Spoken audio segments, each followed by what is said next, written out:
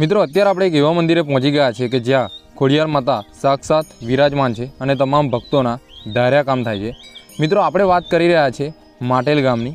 મિત્રો આ મંદિર ગુજરાત રાજ્યના મોરબી જિલ્લાના વાંકાનેર તાલુકાના માટેલ ગામે આવેલું છે, જે માટેલ ખોડિયાર માતાના મંદિરના નામે ઓળખાય છે।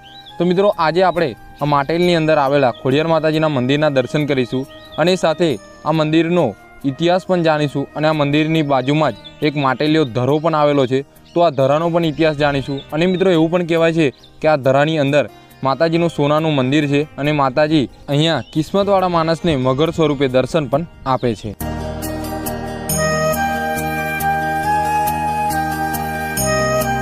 મિત્રો અત્યારે આપણે ચોટીલાથી અહીંયા માટેલ પહોંચી ગયા છે, જે 50 થી 60 કિલોમીટર છે અને અહીંયા આવવા માટે તમને ઘણી બધી પ્રાઇવેટ ગાડી છે, બસ છે, કંઈ પણ મળી રહેશે।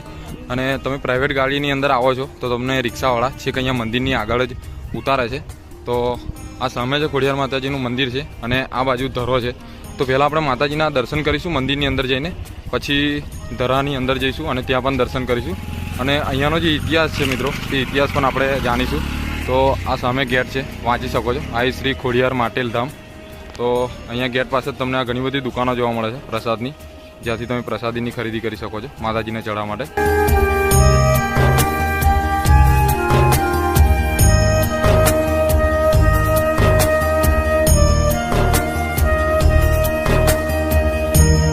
આ સામે તમે જોઈ રહ્યા છો તે મંદિરનો મેઇન ગેટ છે, ત્યાંથી આપણે એન્ટ્રી લેવાની છે અને મંદિરની આજુબાજુમાં તમને ઘણી દુકાનો જોવા મળશે। આ સામેથી તમે માતાજીના ફોટા પણ ખરીદી શકો છો અને નારિયેલ, પ્રસાદ, અગરબત્તી, ચૂંદડી, ઘણી બધી વસ્તુની દુકાનો છે, તો તમે કંઈ પણ વસ્તુની ખરીદી કરી શકો છો અને પછી અહીંયા અંદર ખોડિયાર માતાજીના દર્શન કરવા માટે જઈ શકો છો। તો મિત્રો આપણે સામેથી આવ્યા છે, જોઈ શકો છો આખો મંદિરનો વ્યૂ છે કંઈક આ રીતનો। તો ચાલો મિત્રો હવે વધીએ આપણે આગળ મંદિર તરફ અને ખોડિયાર માતાજીના દર્શન કરીએ।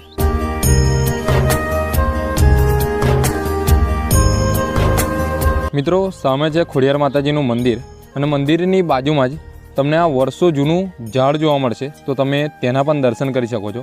અને આ ઝાડની ખાસ વાત એ છે કે અહીંયા આ ઝાડની અંદર તમને એક ત્રિશૂળ જોવા મળે છે। તો મિત્રો આ છે તે ત્રિશૂળ, તમે જોઈ શકો છો। મિત્રો કહેવાય છે કે આ ત્રિશૂળ દર વર્ષે થોડું ને થોડું વધે છે અને તે કેટલા ફૂટ લાંબુ છે તે અત્યાર સુધી કોઈને પણ ખબર નથી પડી। તો તમે અહીંયા આવો છો તો મંદિરની બાજુમાં જ તમને આ ઝાડની અંદર આ ત્રિશૂળના પણ દર્શન થાય છે। તો તમે ગમે ત્યારે અહીંયા માટેલ ખોડિયાર માતાજીના દર્શન કરવા માટે આવો તો આ ત્રિશૂળના પણ દર્શન કરવાનું ભૂલતા નહીં।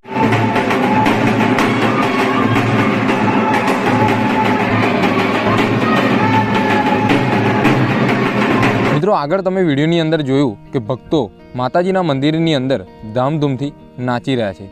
મિત્રો માતાજીએ તેમની મનોકામના પૂરી કરી છે અને અત્યારે તેઓ પોતાની બાધા પૂરી કરવા માટે માતાજીના મંદિરની અંદર આવી ગયા છે। તો મિત્રો માતાજીએ એવો તો શું ચમત્કાર કર્યો તે આગળ આપણે તે ભાઈના મોઢેથી જ સાંભળીશું। જય ખોડિયાલમાં। આ બંને મારા મિત્ર છે, રાજકોટથી અમે આવેલા છીએ અને આ પોતે કચ્છમાંથી રાપર ગામથી આવેલા છે। અમે મા ખોડિયાલની બાધા રાખેલી હતી, તેમના ઘરે એક અમારા અમીરભાઈ ચાવડા રાપર કચ્છથી આવેલા છે, એમના ઘરે માતાજી મા ખોડિયાલમાં દીકરો આપેલ છે। એક અમારા શંકરભાઈ એ પોતે રાપરથી છે, એને ઘરે માતાજીએ દીકરો આપેલ છે। તો અમે બધાએ સર્વે માતાજીના દર્શન કરવા આવેલા છીએ અને માતાજી એમની બધી મનોકામના પૂર્ણ કરેલ છે। તો અમે માનતા કરવા અહીંયા આવેલી છે અને પીડાથી અમે માતાજીને માનતા રહી અમે એને અર્પણ કરી રહ્યા છીએ। બોલો ખોડિયાલ માતની જય। મિત્રો આગળ તમે માતાજીના ચમત્કાર વિશે સાંભળ્યું કે માતાજીએ ઘણા ભક્તોના ઘરે પારણા પણ બંધાવ્યા છે। તો મિત્રો આવા તો ઘણા ચમત્કારો આ મંદિરે જોવા મળે છે। મિત્રો હાલ તમે આ સામે જોઈ રહ્યા છો તે છે ખોડિયાર માતાજીનું મંદિર। તો હવે આપણે આગળ સાક્ષાત ખોડિયાર માતાજીના દર્શન કરીશું, પણ મિત્રો એ પહેલાં કોમેન્ટની અંદર જય માતાજી લખી દેજો અને આપણો વિડીયો ગમે તો બીજા ભક્તો સાથે શેર કરી દેજો, જેથી બીજા ભક્તો પણ આ માટેલમાં આવેલા ખોડિયાર માતાજીના મંદિરના દર્શન કરી શકે। તો મિત્રો આ છે ખોડિયાર માતાજીનું મંદિર, તો તમે આ સાક્ષાત ખોડિયાર માતાજીના દર્શન કરી શકો છો। મિત્રો તમે ખોડિયાર માતાજીના મંદિરની સાથે બીજા 2 થી 3 નાના મોટા મંદિરોના દર્શન આ મંદિરની અંદર જ કરી શકો છો।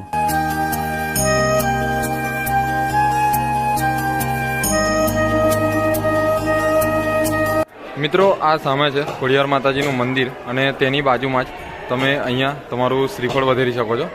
તો આ શ્રીફળ વધારવા માટેની જગ્યા છે જે મંદિરની બાજુમાં જ છે અને એક હવનકુંડ પણ છે. તો તમે અહીંયા તમારી અગરબત્તી પણ સળગાવી શકો છો. તો આ છે હવનકુંડ અને આ બાજુ તમે તમારું શ્રીફળ વધારી શકો છો. મિત્રો, ખોડિયાર માતાજીના મંદિરની બાજુમાં જ તમને એક ભોજનાલય પણ જોવા મળે છે. ત્યાં મંદિરે આવતા તમામ ભક્તોને એકદમ ફ્રીમાં ભોજન આપવામાં આવે છે. અને અહીંયા રહેવાની વાત કરીએ તો અહીંયા મંદિરની અંદર જ તમને આ ખૂબ સારી એવી રૂમોની સુવિધા જોવા મળે છે અને તે પણ એકદમ ફ્રીમાં. તો અહીંયા ભોજન માટે પણ એક પણ રૂપિયો ચાર્જ નથી લેવામાં આવતો અને અહીંયા રહેવા માટે પણ એક પણ રૂપિયાનો ચાર્જ લેવામાં આવતો નથી. તો તમે અહીંયા ફ્રીમાં ભોજન પણ લઈ શકો છો અને ફ્રીમાં અહીંયા તમે રોકાઈ પણ શકો છો.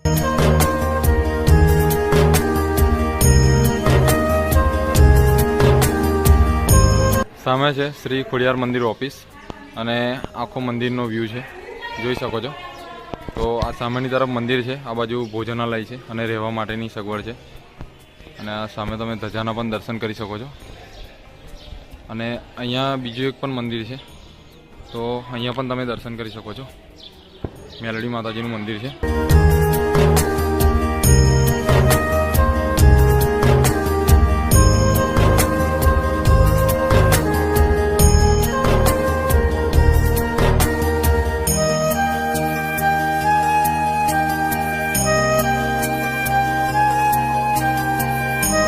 મિત્રો, સામે છે ખોડિયાર માતાજીનું મંદિર, જ્યાં આપણે આગળ દર્શન કર્યા અને મંદિરની એક્ઝેક્ટ સામે માટેલીઓ ધરો આવેલો છે.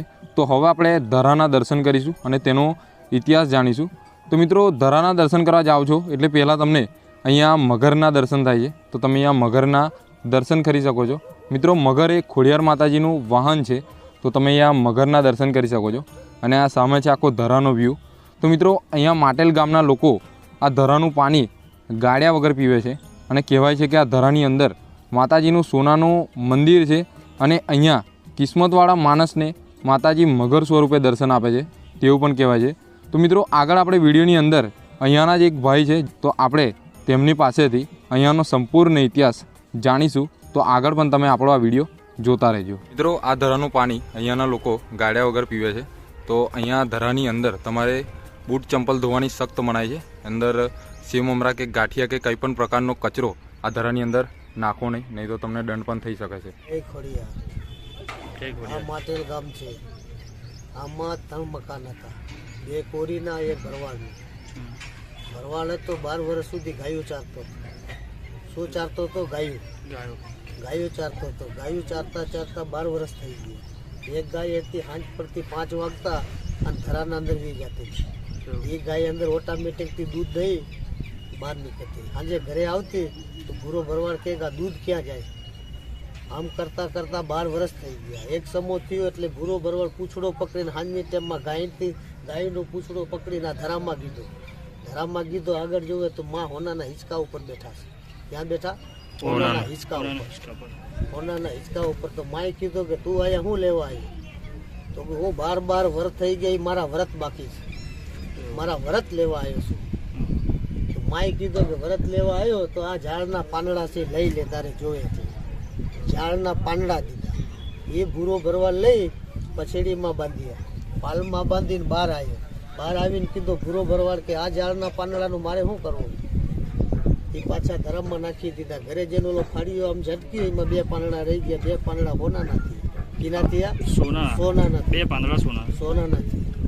પછી ભૂરો ભરવાડ પાછો દોડીને આવ્યો. ધરામાં જોયો તો પાંદડા ગયા, એના કિસ્મતમાં એના ભાગમાં નથી. પછી ભૂરો ભરવાડે કીધું હળવદ ગામ. ક્યાં કીધું?